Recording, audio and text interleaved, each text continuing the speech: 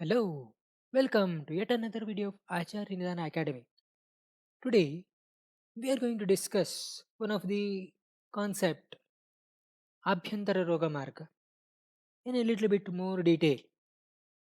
Concept of Rogamarga in general was being discussed in my first video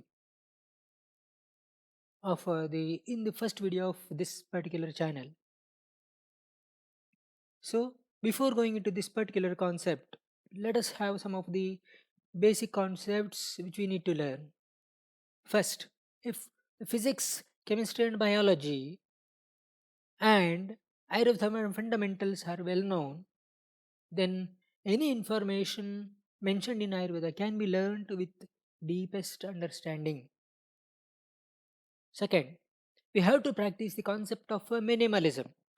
The word minimalism, so that is, we have to take one small topic, then we have to think from multiple angles, or we have to discuss from multiple angles, or we have to talk with the similar minded people from multiple angles. So that is from the point of anatomy, from the point of physiology, from the point of the biochemistry, etc., etc., or otherwise from the point of rachana sharira, from the point of kriya sharira, from the point of samhita siddhanta, etc., etc. We have to learn from multiple angles. Then that is the easiest way to go into a deepest understanding for any topic. Third concept, that is, if we know about the concepts of kriya sharira, then learning roganidana from any corner is not at all difficult. If we are knowing each and every point of roganidana, then practicing or learning kaya chikitsa is not at all difficult. It is very very easy. So that means if you want to be an excellent person in Kaya Chikitsa, earlier you need to have the excellence in Kriya Sharira. Right? Fourth concept, which is considered one of the major motto of this particular academy, that is the pattern identification, pattern modification, pattern creation. The word pattern, that is nothing but repeatedly occurring events. Suppose if 5 events are happening at one after the other, suppose if you are seeing the person in the second event, then predicting the third, fourth, and fifth event is not at all difficult. That is what is called a pattern identification. Okay. For example, if a person is continuously consuming sour buttermilk at around 10 o'clock in the night time, that is for a period of from almost 10 to 15 days, that is responsible for the increase of pitta dosha in the body. Because this sour buttermilk is having the tejo mahabhuta in it, which in turn is responsible for the increase of pitta dosha in the body. So, to have the pacification, first and foremost, we have to stop the consumption of sour buttermilk, pattern modification, and pattern creation. So that is, so instead, consume the substances which are not having sour buttermilk, or sour taste, or salty taste, or spicy substances. If you avoid it, then we are creating a new pattern which is responsible for the pacification of pitta dosha in the body. Last concept, there is no compromise that will be considered in dealing with the Ayurveda fundamentals. Okay. Whenever if you think about the gathering the information, so that means in the present era, millions of informations are available. Any topic, if you go there, millions of information will be available in the present day, maybe in the YouTube or maybe in the other social media. So the major thing, that is, we have to look into that. For example, Ayurveda information, look into the Ayurveda information in the Ayurveda way, and Western information in the Western way, and make sure that in such a way keep them as the railway tracks. On some other way, some distances as such, there are the connections between these two railway tracks. So that means these are the connecting informations of the Ayurveda and Western information. If you are able to connect next way in like that, the next step, then it is very easy to, what do you say, the understand the Ayurveda information in terms of Western information. So that is nothing but the learning Ayurveda is like learning a new language. Frequently used words we have to learn the we have to learn first. Less frequently used words we have to learn later. In that way, we have to follow the learning of any of these subjects. Coming to the concept of Rogamarga. What is this concept of Rogamarga? So, for this, you have to see my first video in this particular channel. So, the word says it is consisting of two words, Roga and Marga. Roga is nothing but the disease, or in other words, disease causing pathogens, and Marga means that is the pathway. Where and all these, the disease causing pathogens, they are moving, responsible for the disease manifestations, they are termed as Rogamarga.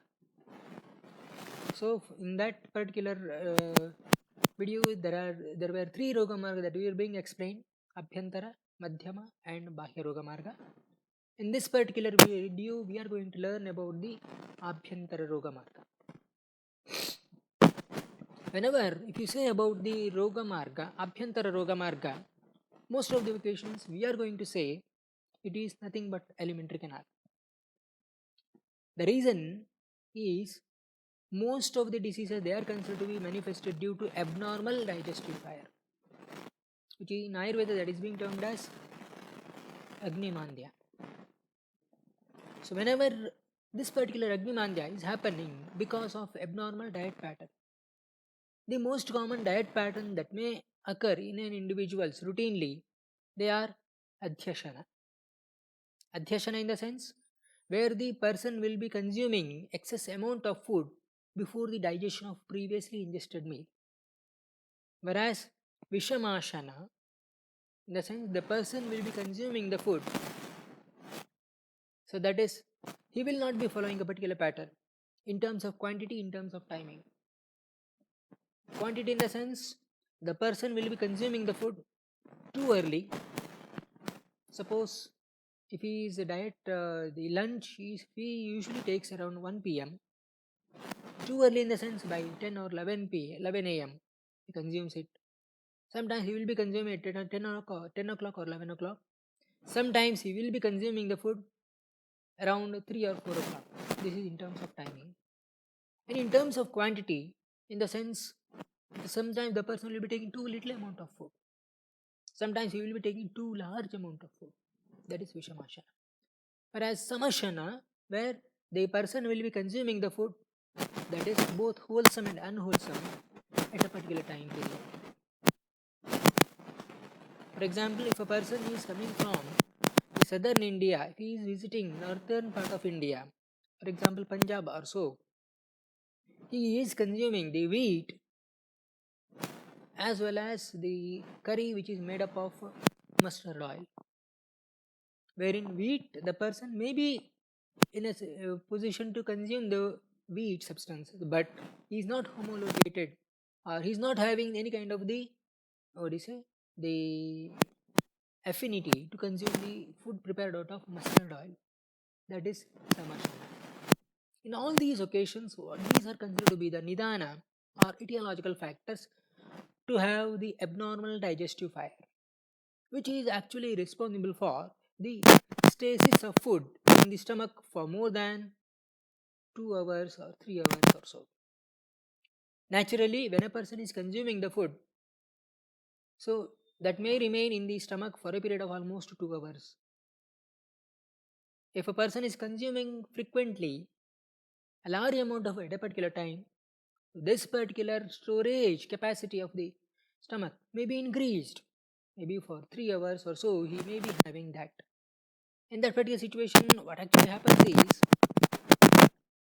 this is responsible for the stasis of the ingested food in the stomach for longer time.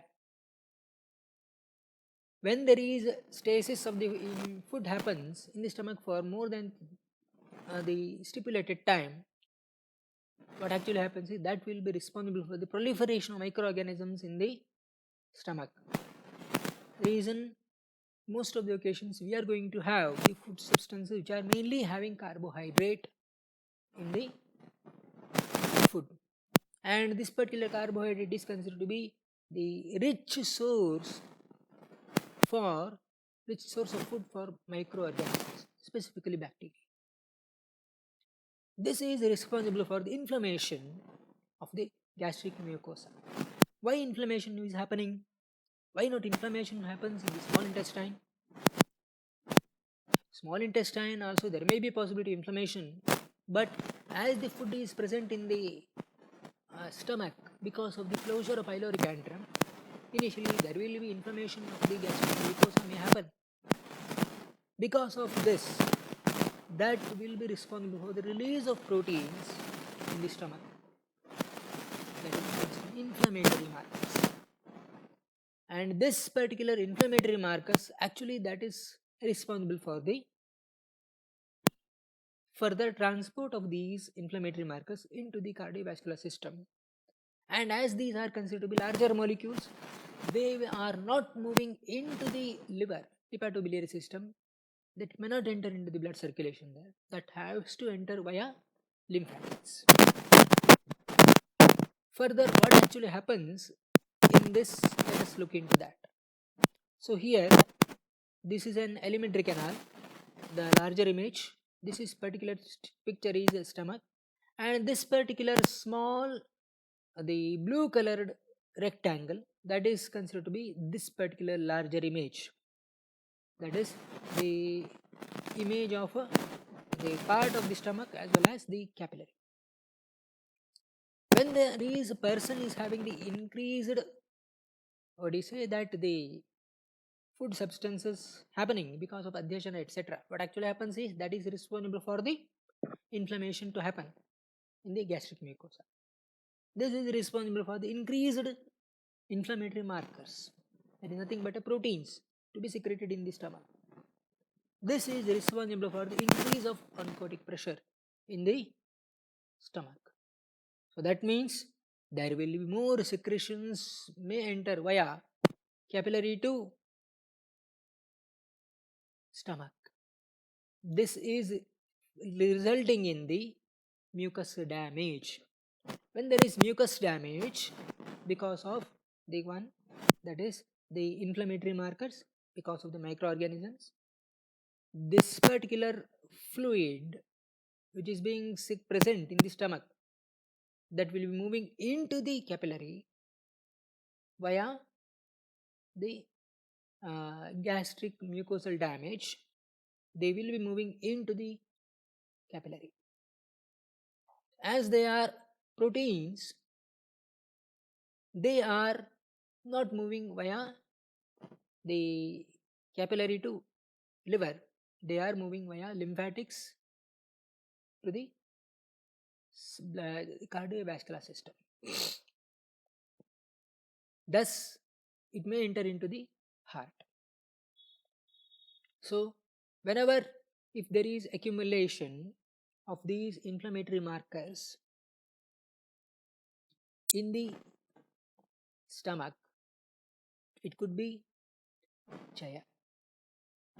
When there is increased secretion to happen via capillary to stomach, it could be nothing but a prakopa. When there is the movement of these inflammatory markers from the stomach to the capillary, from there into the lymphatics, from there into the heart, that is prasara. So, in total, the take home messages for today's discussion, that is mainly related to the movement of secretions. Movement of the secretions into the stomach from capillary of the GIT, that can be considered as chaya and prakopa. Simple movement, the inflammatory markers increase in the stomach could be chaya, and entry of these, the fluid from capillary because of increased in the oncotic pressure, it could be prakopa, and because of the movement of the secretions from the stomach into the lymphatics, that is from the simple diffusion method, it could be prasara, and the movement of the secretion which are usually macromolecular, that is nothing but a movement of ama happening into the general circulation. That's all for today, dear members of Acharya Nidhan Academy. So, what are the key takeaways would you like to say while listening to this particular video? Comment below. And what would you like to have in the coming videos? Mention below. And if you are really liking information provided by me, then spread it to maximum number of people or students or learners of Ayurveda, so that we can make a big movement out of this particular small message. And we can say the concepts of Ayurveda, we can say that are even scientific too. We cannot, thus we can able to disprove most of the occasions. Some of the people will say Ayurveda as a pseudoscience. We can even make a step to disprove this particular statement. Thank you.